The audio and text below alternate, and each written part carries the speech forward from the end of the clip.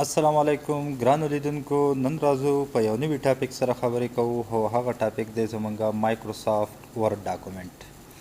مایکروسافټ ورډ ډاکومنټ دا د څه لپاره استفاده کیږي څه شی دی او کوم کارونه پکې موږ ترسره کولی شو کوم کارونه پکې کولی شو څنګه زموږ کمپیوټر ته راځي نن په همدې باندې بحث کوو نو شروع کوو مایکروسافټ ورډ ډاکومنټ ها مخکې له دې نه چې په مایکروسافټ ورډ ډاکومنټ باندې خبرې وکړو لومړی باید په سافټویر باندې لږې خبرې وکړو چې دا مایکروسافټ ورډ ډاکومنټ یعنې څه ډول سافټویر دی هارډویر دی نو په دې باندې باید بحث وکړو نو لومړی راځو کمپیوټر چې اصل کې له 100 برخو نه جوړ دی نو کمپیوټر په عمده بخش کې موږ سره له 2 برخو نه جوړ دی په عمده ډول باندې چې یو ته ویل کېږي سافټویر او بل ته ویل کېږي هارډویر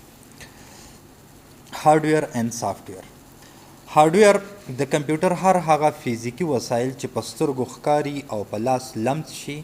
دغه ته موږ هارډویر ویل یعنې د کمپیوټر ټولې فزیکي برخې چې هغه په لاس سره لمس شي او په سترګو مو لیدل شي نو دغه زموږ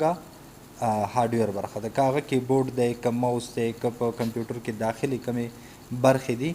دغه ټولو ته موږ څه شی ویلی شو هارډویر ویلی شو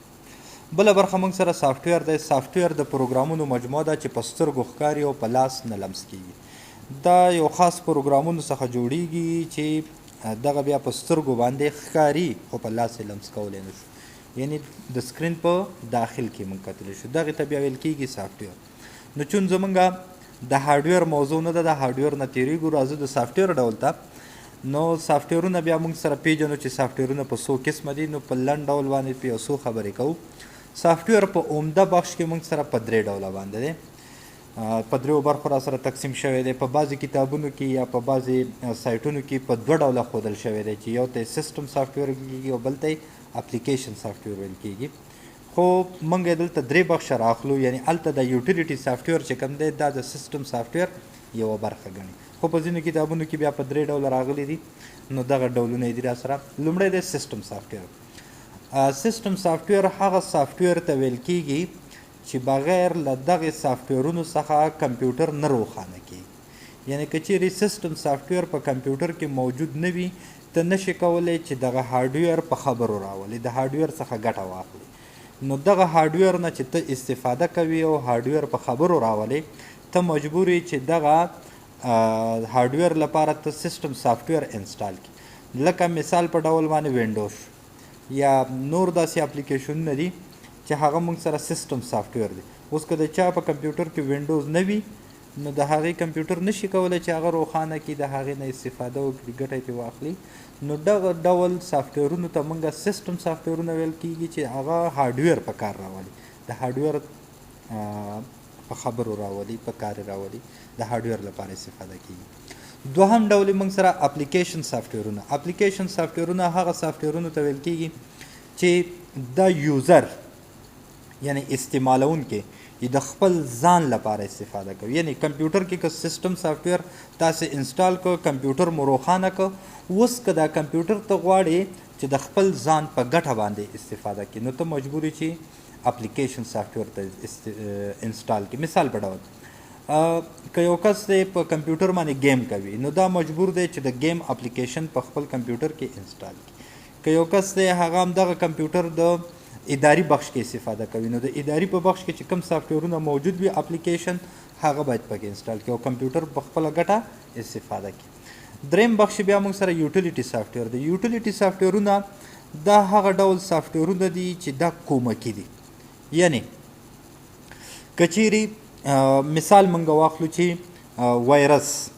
نو وایرس په ځای که یو چا کمپیوټر ته وایرس راشي ته مجبور یې چې د وایرس په مقابل کې په خپل کمپیوټر کې انټي وایرس انسټال کړي دغه انټي وایرس سافټویر چې دي دا یوټیلیټي سافټویرونه دي یعنې د نورو سافټویرونو د تقویه او د ښه والي لپاره یې موږ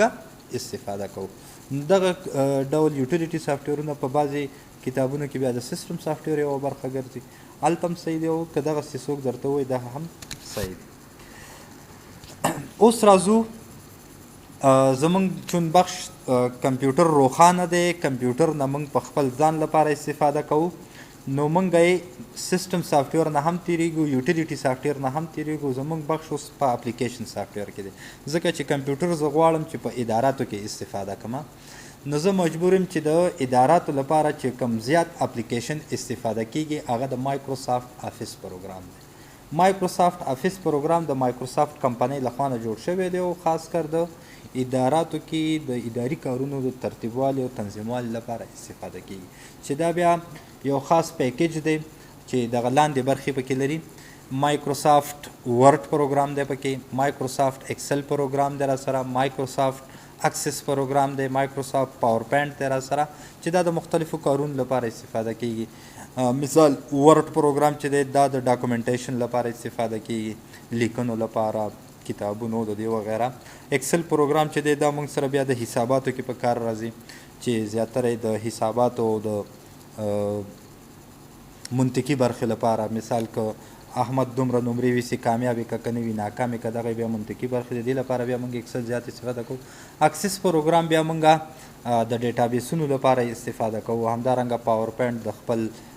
سلایډونو یا مثال د خپل درسونو د پریزنټ لپاره بیا د پاور پوینټ څخه استفاده کوو. پبلیشر هم په بعض ځایونو کې د ډیزاین لپاره استفاده کیږي. نو دغه یو پیکیج دی چې مایکروسافټ افیس کمپنۍ یا مایکروسافټ کمپنۍ وړاندې کړی د افیس په نامه باندې. ښه څرنګه کولی شو د مایکروسافټ افیس پروګرام په خپل کمپیوټر کې انسټال کړو؟ نو مایکروسافټ افیس سیټ اپ تاسې باید پیدا کړئ، چې دا سیټ اپ د کوم ځای نه پیدا کیږي. نو په بازار کې په سیډیانو کې هم خرڅیږي، مختلف ورژنونه دي، 14 دي، 14 دی، 19 دی، 21 اوس راغلی دی بازار ته. نو دغه افیس که بازار نه په سیډیانو کې اخلئ هم کولی شئ، که نه کومو ملګرو سره مو د افیس سیټ اپ موجود وي همغه سیټ اپ ترې راواخلئ، په هغې باندې ډبل کلیک وکوئ، هغه رن سیټ اپ ته ځي، یعنې دا رن کوي. تاسې کله مو چې رن کړو نو د رن نه وروسته تاسو ته یو میسج درکوي او په هغه میسج کې درته بیا لیکلي وي چې انسټال ایم ایس افیس. بس په دې باندې کلیک وکوئ او ستاسې په کمپیوټر کې افیس پروګرام در سره انسټال کیږي. ښه چې کله انسټال شو نو زمونږ ته اوس د ورډ پروګرام په کار دی. نو دا خو را سره اوس انسټال شو، اوس زه غواړم چې ورډ پروګرام را خلاص کړم. نو ورډ پروګرام به له کوم ځای نه را خلاصوم؟ د مایکروسافټ ورډ پروګرام خلاصول کومې لارې چارې دي؟ لومړی چې کله مو افیس انسټال کړ لومړی به راشئ سټارټ مینو ته او په سرچ کې فقط ولیکئ چې ورډ، انټر یې کوئ، ورډ پروګرام ته اوس ته خپله را خلاصیږي. دوهمه لاره رن ته ځو او لیکو چې وین ورډ، یعنې په رن کې که تاسې د کیبورډ له لارې د وینډوز لوګو او د آر بټن یو ځای پریس کوئ نو بیا تاسو ته رن راځي او په رن کې ولیکئ چې وین ورډ او انټر یې کوئ، ورډ پروګرام درته را خلاصیږي.